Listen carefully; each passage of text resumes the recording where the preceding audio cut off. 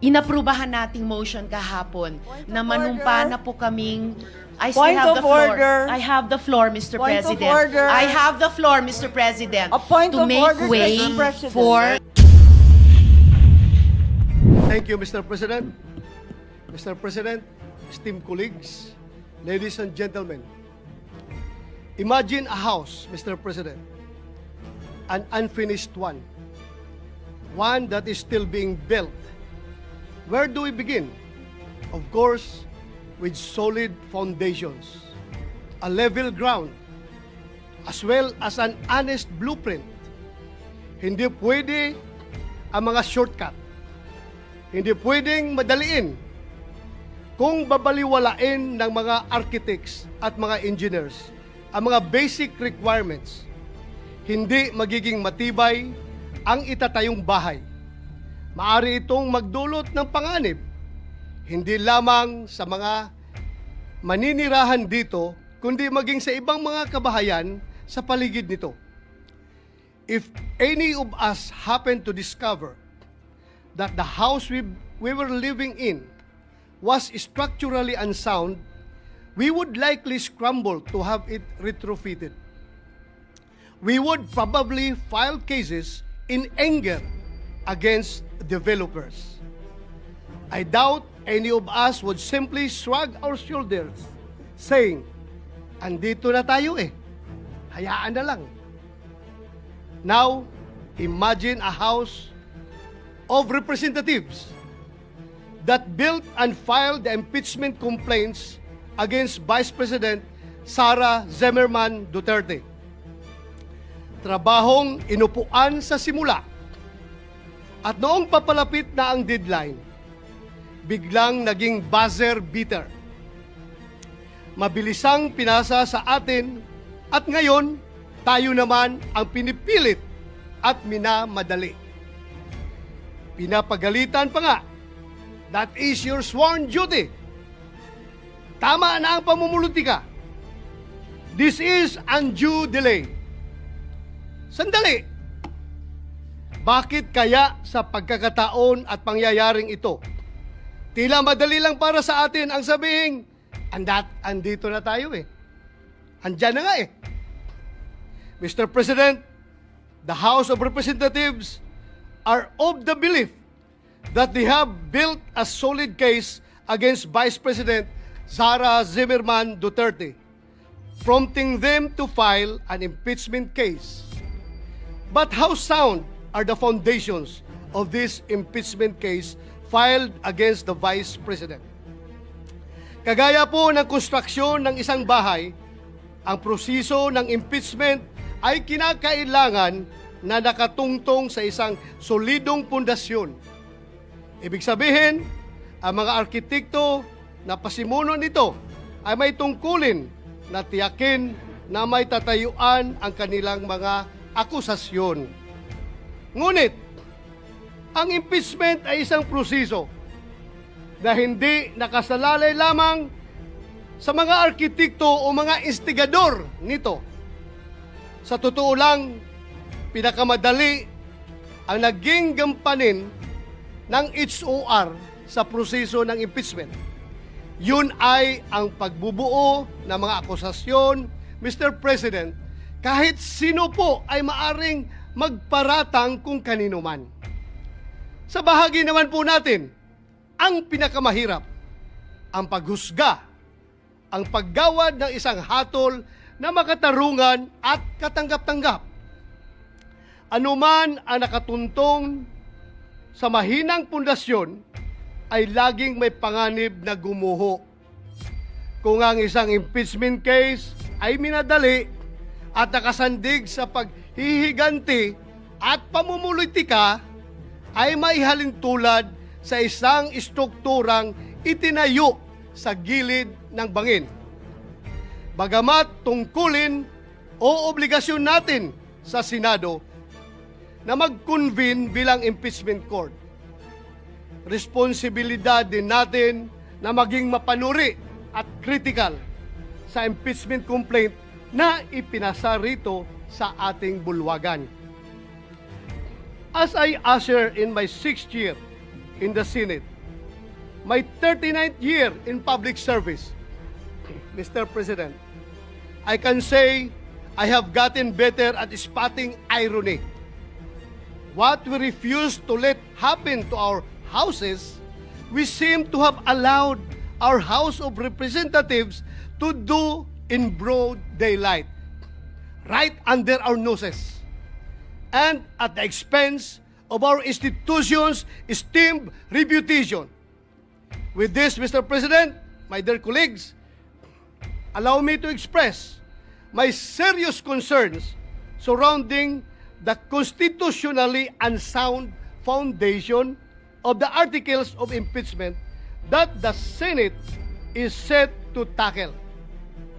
Article 11, Section 3, Paragraph 2 of the 1987 Philippine Constitution provides that a verified complaint for impeachment may be filed by any member of the House of Representatives or by any citizen upon a resolution of endorsement by any member thereof, which shall be included in the order of business within 10 session days and referred to the proper committee within 3 session days thereafter, keeping in mind the aforementioned constitutional provision. Recall that on December 2, 2024, the first impeachment complaint against Vice President Duterte was filed before the Secretary General of the House of Representatives. The second and third impeachment complaints were filed on December 4, 2024 and December 19, 2024, respectively. These complaints were each endorsed by members of the House of Representatives. While the Constitution requires that a complaint for impeachment must be included in the order of business within 10 session days, the House of Representatives Rules of Procedure in impeachment proceedings require the Secretary General to immediately refer the complaints to the Speaker. Despite this, no action was ever taken by the House on the 3 impeachment complaints filed. Hindi po ito simpleng pagkalimot, Mr. President. Ito po ay tahasang pagsantabi ng kanilang internal rules at constitutional provision. Sinadya po nila na baliwalain ang konstitusyon. Maliwanag po ito sa mga naging panayam kay House Secretary General Velasco. In media interviews, the Secretary General publicly disclosed that the members of the majority of the House of Representatives asked him to withhold the transmittal of the impeachment complaints to the Speaker. Their goal then was to give themselves more time to decide whether or not to file another impeachment complaint. Pinaghintay po ng mayorya ng House of Representatives ang 3 impeachment complaint. May ganyan po ba silang kapangyarihan? Tila po, ito ay matatawag na grave abuse of discretion. Then, on February 5, 2025, more than 2 months after the first impeachment complaint was filed, the House of Representatives took the fast-track route according to Secretary General Velasco. Kung ang 3 naunang impeachment complaint ay pinadaan sa EDSA, mukhang sa Skyway po ang piniling landas ng House para sa pang-4 na impeachment complaint para maiuwi ito sa Senado. With less than an hour before the close of session of that day, the House of Representatives transmitted to the Senate a verified complaint for impeachment against Vice President Sara Z. Duterte. purportedly signed by 215 members of the House of Representatives. My honored colleagues, had the House complied with their own rules and the Constitution, the 3 previous impeachment complaints would have been referred to the appropriate committee by the time the present impeachment complaint was filed and sponsored by the members of the House of Representatives. In other words, Your Honors, the intentional inaction of the House of Representatives allowed its members to purportedly circumvent the 1-year ban enshrined in Article 11, Section 3, Paragraph 5 of the Constitution. Given the glaring circumvention of the Constitution, should we allow impeachment complaints which are constitutionally infirm to be heard and tried by this body?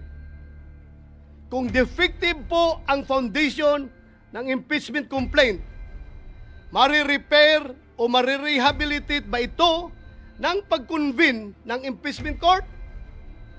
Hindi po ba mawawala ng saysay ang pag-convene ng Senate as an impeachment court kung malinaw na labag sa konstitusyon ang nais nating itayo? Kaya ang impeachment ay isang sensitibong proseso. Sa pagsampa pa lamang nito, binabato na agad ang akusado ng putik na kahit maakwit ay tila habang buhay nang nakamansa sa kanyang pagkatao. Pagkatapos ng impeachment, anuman ang magiging hatol, the damage done to the reputation of the accused will forever be irreparable. He or she will never be the same again. Some of the members of this august body may not agree with me and may take a different view as to whether the 1-year ban has been violated by the House of Representatives. To settle this issue, the separate opinion of Chief Justice Renato Espuno in Francisco versus House of Representatives provides this body a direction on the course of action that we may take when confronted with the same issue I laid down. Former Chief Justice Puno said that before the Senate is convened as an impeachment court, the Senate, which has primary jurisdiction over the case, can already decide the question on whether the 1-year ban has been violated or not. That is why insisting ako na ma-deliver ito before we convene as an impeachment court. Hindi po natin kailangang hintaying magbagong anyo ang Senado at maging isang ganap na impeachment court. Ngayon pa lamang ay maaari na nating pagdesisyonan ito. Sumunod ba sa saligang batas at sa internal rules ng mababang kapulungan ang impeachment complaint na kanilang ipinasa dito sa Senado? Nasa Senado po ang pagkakataon upang magwasto. Kung minadali ng isuar ang impeachment complaint, bakit kailangan natin itong tumbasan ng kaparihong kawalang pagpapahalaga sa tamang proseso? Madalas po natin sabihin dito sa ating kapulungan, we are men and women of rules. Manatili po tayong ganun, malayo mula sa ingay at impluensya ng kung sino mang may mga personal na interes at pakinabang sa pagmamadaling ipinipilit sa atin. Mr. President, the inaction of the House of Representatives resulted not only in a possible violation of the Constitution, but in another justiciable controversy. It is worthy to note that each new Congress empowered by a fresh electoral mandate in both the House of Representatives and the Senate is not bound by the legislative actions of its predecessors. Hindi po natin maaring pilitin ang mga papalit sa atin sa future congresses na ipagpatuloy ang anumang ating nasimulan. Sabi nga po ni President Chis Escudero kahapon, the Congress cannot pass an irrepealable law. Lahat ay pwedeng baguhin at galawin ng mga sumusunod na mahahalal sa Kongreso. Maari pong hindi sila gumalaw at hayaan lamang na nakatiwangwang ang anumang proceeding na sinisimulan ng mga nauna. When the fourth impeachment complaint was submitted, the 19th Congress was teetering on the brink of a long slumber. The Senate is now being urged to convene with only 2 session days. 20 days remaining before the 19th Congress closes. Hindi man po ako abogado. Alam ko pong walang kaso, mapasibil, administrative o kriminal na dinidinig sa loob lamang ng isang buwan. Naghihingalo na po ang buhay ng 19th Congress. Bakit po natin ipipilit pa kung ang pintuan ng 20th Congress ay malapit nang magbukas? Malinaw naman po sa ating Rules of Procedure on Impeachment Trials. Kailangang isumon ang person impeached para paharapin sa Senado. Kailangan din siyang bigyan ng 10 araw para mag-submit ng kanyang answer. 5 araw naman ang ibinibigay sa mga prosecutor para mag-file ng kanilang reply. Kaya po, kahit mag-convene ng impeachment court, bukas, summon at pagtanggap lamang sa pleadings ang kayang magawa ng 19th Congress. Sigurado na po tayo na ang trial kasama ang pagrepresenta ng ebidensya ay magaganap sa 20th Congress kung saan bago na po ang komposisyon ng Senado at mababang kapuluan. Because of the change in members, questions are being raised on the jurisdiction of the 20th Congress to carry on with an impeachment trial commenced in the previous Congress. Should the 19th Congress convene an impeachment court, what assurance exists that the 20th Congress would continue the trial? Without such assurance, any efforts by the 19th Congress would constitute a significant waste of government resources. Even the authority of the House of Representatives to continue prosecuting is being questioned since the said complaint was filed by a House of a different composition. In fact, some of those who signed the complaint failed to secure a seat in Congress in the recently concluded elections. Mukhang kailangan po natin ng positive act from the 20th Congress House of Representatives na kanilang itutuloy ang impeachment complaint na ginawa ng 19th Congress House of Representatives. Mr. President, the constitutionally given power and mandate of the Senate to try and decide all cases of impeachment is an immense responsibility that must be exercised in good faith with sincere intention to fulfill a solemn oath, not with haste, but with careful circumspection, mindful of both the political and legal nature of the exercise. Ang impeachment ay isang proseso na hindi lamang mag-aalis sa pwesto ng isang mataas na opisyal ng pamahalaan. Ito ay isang armas laban sa sinuman na hindi umaayon sa kagustuhan at mga interes ng mga kaaway sa politika.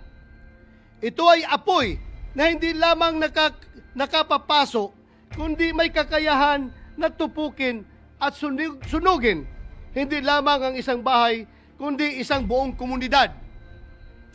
Mapanganib ang impeachment sa kamay ng mga mapagsamantala. Inilalagay ang impeachment para protektahan ang taong bayan, hindi isakdal at hiyain ang kumakatawan sa kanila. In the 2012 case of Chief Justice Renato C. Corona versus Senate of the Philippines, the Supreme Court declared impeachment, described as the most formidable weapon in the arsenal of democracy, was foreseen as creating divisions, partialities, and enmities, or highlighting pre-existing factions, with the greatest danger that the decision will be regulated more by the comparative strength of parties than by the real demonstrations of innocence or guilt.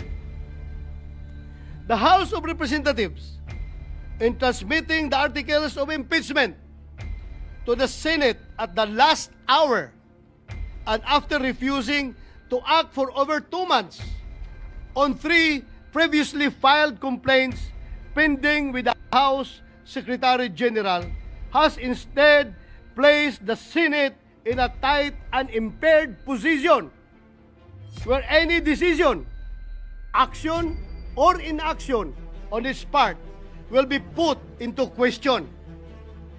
An acquittal, conviction, or even the propriety of proceeding with trial will be hounded not only by legal or constitutional questions, but by accusations of extreme bias, partiality, and lack of sufficient deliberation. Lagi kong sinasabi, Mr. President, hindi ako abogado. Nevertheless, this cannot disqualify me from speaking against possible constitutional blunders. Hindi kailangan maging engineer para masabi ng isang tao na unlivable at hindi ligtas ang isang bahay o building. Alam nyo, alam natin kung kailan matibay at pulido ang pagkakagawa katulad ng isang bahay na bato. Alam din natin kung kailan hindi. When the floor starts to crack, when the walls begin to shift, and when leaks appear where there should be none, there and then, Mr. President, there and then, forthwith, we say, this was not built well. Gayon din sana sa impeachment case na ito. The cracks and holes have begun to show. Alam nating may mga tanong na hindi pa nasasagot, lalo na patungkol sa constitutional soundness ng nasabing impeachment complaint. It is my humble opinion then, Mr. President, that with this knowledge must come swift and intelligent action. Kung gaano natin kabilis i-condemn at ipagiba ang mga strukturang hindi ginawa ng maayos, ganoon din dapat tayo kabilis umaksyon kung ang nalalagay sa alanganin ay ang ating konstitusyon. In the spirit of true action, therefore, allow me to end by moving. I respectfully move that in view of its constitutional infirmities and questions on the jurisdiction and authority of the 20th Congress, the verified impeachment complaint against Vice President Sara Zimmerman Duterte be dismissed. Mr. President, since I have still the floor, I would like to call Senator Bongo. Mr. President. Mr. President, will the good gentleman yield the floor for a few remarks as part of the privilege hour availed by Senator De La Rosa? Yes, Mr. President. No problem with me. Thank you, Mr. President.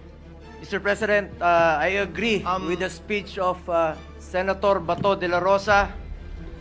Ang gusto nating kalabasan ng paglilitis na ito ay hustisya. Senator Go, before you proceed, Chair has not yet recognized. The session is suspended. Chair would like to first state the parliamentary situation. After the privileged speech of the Honorable Bato, he asked that the chair recognize Senator Bongo to deliver a seconding speech to the motion he made at the end of his privileged speech. The chair has not yet acted on that motion and has not yet recognized Senator Go. And before the chair declared a short suspension, two members raised their hand to be acknowledged and be heard, and the chair intends to listen to them first before acting on the pending motion. Senator Ontiveros first, and then Senator Villanueva. You may proceed, ma'am. Maraming salamat po, Mr. President. Immediately after the speech of the good gentleman from Davao, I move that any interpellation or any action, any seconding speech on the privileged speech be suspended momentarily after his speech to allow us to take our oath, which was the subject of the approved motion yesterday, and again, which was the subject of the approved motion yesterday, which is an offshoot of a question of privilege, which takes precedence over all motions. So I restate my motion, Mr. President, to momentarily suspend any action, whether interpellation or seconding speech on the privileged speech of the good gentleman from Davao, para sa wakas bigyang daan yung inaprubahan nating motion kahapon na manumpa na po kaming I still Point have of the floor. order. I have the floor, Mr. Point of President. order. I have the floor, Mr. President. A point to of make order, way Mr. President. for Session- taking of the session oath is before the suspended. presiding officer.